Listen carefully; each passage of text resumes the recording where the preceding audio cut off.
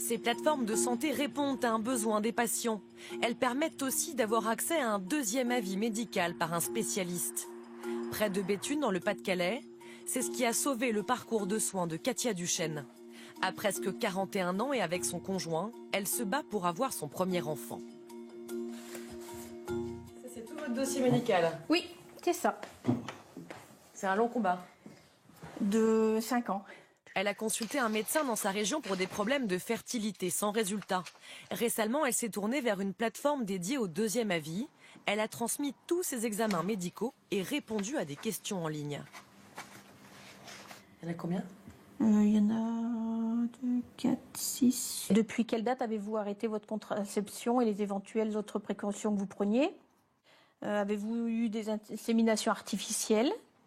Elle qui ne pensait plus pouvoir avoir d'enfant, elle reçoit en 24 heures un deuxième avis favorable qui lui a permis de relancer son parcours de soins. Elle se tourne vers une fécondation in vitro. Cet avis lui a été rendu par un spécialiste, le professeur Greenberg, médecin à Paris.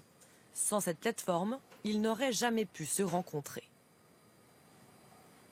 Je ne vous dis pas qu'il faut faire toute la médecine par ce biais-là. Maintenant, effectivement, l'examen clinique est fondamental.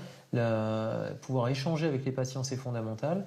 Mais si on peut avoir la même information sans avoir à se déplacer et en se disant que c'est une information qui est fiable et que nous, médecins, on est capable de se dire on est en mesure de donner un diagnostic précis et un avis précis sur le dossier, pourquoi s'en priver ?